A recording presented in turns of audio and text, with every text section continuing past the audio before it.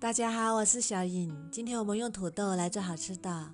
首先把洗干净的土豆去皮，然后切成薄片，尽量切得薄一点，这样容易收。去皮的土豆大概400克左右，切好之后装入盘中，然后放入锅中，大火蒸15分钟，蒸熟。趁这个时间，我们来准备一点配菜，香菇切片。切好之后装入碗中备用。准备一个青红椒，随便切成小块就可以。如果喜欢吃辣的，可以换成小米椒。切好之后装入碗中备用。再准备一块大葱，先切成葱丝，再切成葱末。再准备一块生姜，切成姜末，装入碗中备用。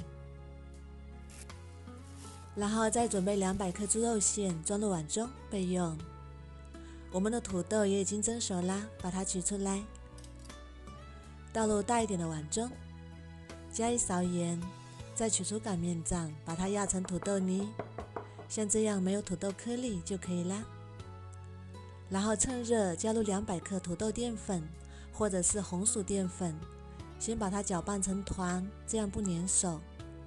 然后用手捏一捏，如果觉得太软，可以继续加淀粉；如果觉得太干，加适量的开水。最后揉成这种软硬适中的面团就可以啦。再取一小块面团，用手捏一捏，先把它揉圆，再把它搓成长条，像这样就可以啦。这样我们的土豆条就做好啦。全部都做好，装入盘中备用。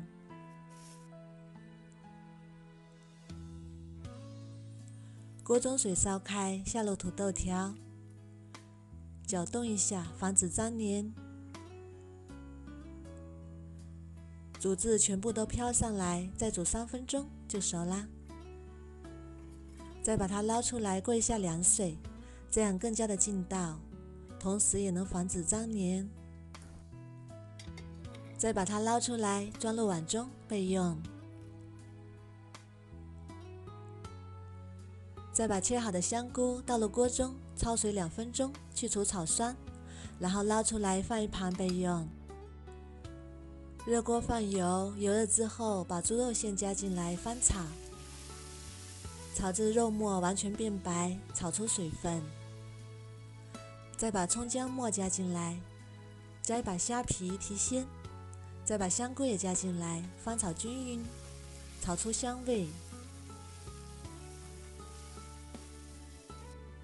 再加一勺黄豆酱，1勺生抽，翻炒出酱香味。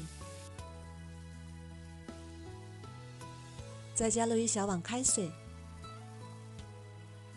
再把土豆条也加进来，青红椒也加进来，翻炒均匀，炒至青红椒断生。哇，好香啊！这样就可以啦。出锅装盘。香喷喷的一道家常菜就做好啦。